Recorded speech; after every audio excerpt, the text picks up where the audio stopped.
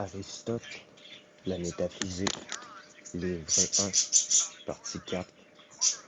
Examen des philosophies antéplatoniciennes.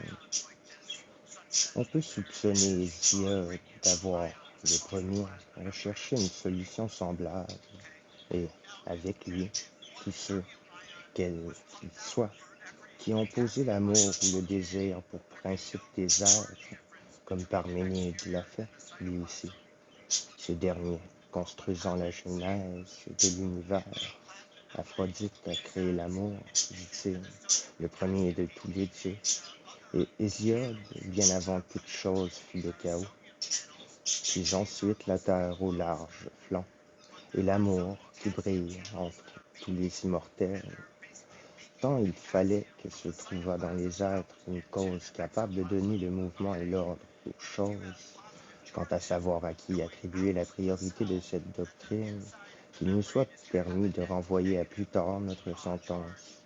Mais on s'aperçut que les opposés du bien étaient présents aussi dans la nature, que non seulement l'ordre et le beau s'y trouvaient, mais aussi le désordre et le laid, et même que le mal l'emportait sur le bien, et le laid sur le beau.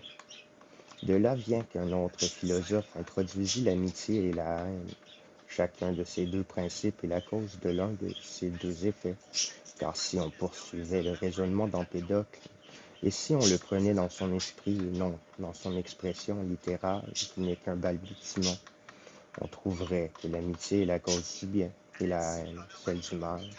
Par conséquent, l'on soutenait qu'Empédocle, en un sens, a mentionné le premier, le bien et le mal comme principe. Peut-être aurait-on raison s'il est vrai que la cause de tous les biens est le bien du même, et la cause des maux, le mal. Ces philosophes, disons-nous, ont évidemment atteint jusqu'ici deux des causes que nous avons distinguées dans la physique, à savoir la matière et le principe du mouvement. Seulement, ils l'ont fait d'une manière vague et obscure, comme dans les combats se conduisent les soldats mal exercés, qui s'élancent de tous côtés et portent souvent de recoups, sans que la science y soit pour rien. De même, ces philosophes ne semblent pas avoir ce qu'ils disent, car on ne les voit presque jamais. On peut sans faute recourir à leurs principes. C'est ainsi qu'Anaxagore ne se sert de l'intelligence que comme un deus ex machina pour la formation de son univers. Quand il est embarrassé d'expliquer pour quelle cause telle chose est nécessaire, il tire alors sur la scène l'intelligence, mais dans les autres cas, c'est à de tous autres principes plutôt qu'à l'intelligence qu'il attribue la production du devenir.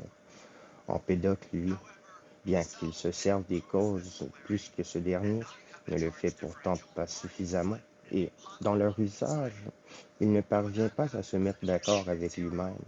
Souvent, du moins chez lui, c'est l'amitié qui sépare, et c'est la haine qui unit.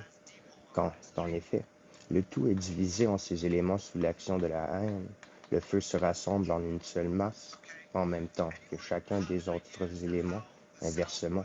Quand, sous l'action de l'amitié, se produit l'union des éléments, les parties de chaque élément sont de nouveau forcées de se séparer les unes des autres.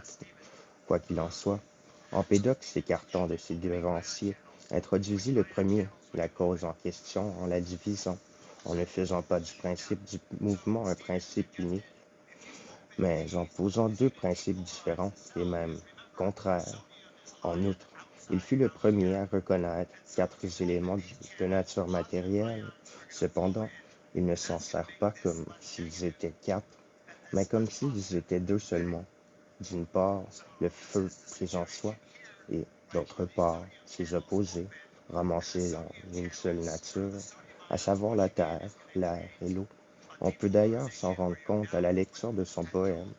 Tels sont donc, disons-nous, la nature et le nombre des principes dont ce philosophe a fait état. Leucippe et son associé Démocrite prennent pour éléments le plein et le vide, qu'ils appellent respectivement l'être et le non-être. De ces principes, le plein et le solide, c'est l'être, le vide et le rare, le non-être. C'est pourquoi, à leur sens, le non-être n'a pas moins d'existence que l'être, le vide n'existant pas moins que le corps. Ce sont là les causes des êtres, au sens de cause matérielle, et de même que ceux qui admettent l'unité de la substance prise comme sujet engendrent tous les autres êtres au moyen de modifications de cette substance, en posant le rare et le dense comme principe des modifications. C'est de la même, c'est de la même manière que ces philosophes prétendent que les différences dans les éléments sont les causes de toutes les autres qualités. Seulement, ces différences sont, d'après eux, au nombre de trois: la figure, l'ordre et la position. Les différences de l'être, disent-ils, ne viennent que de la proportion, du contact et de la tournure. Or, la proportion, c'est la figure, le contact, c'est l'ordre, et la tournure, c'est la position.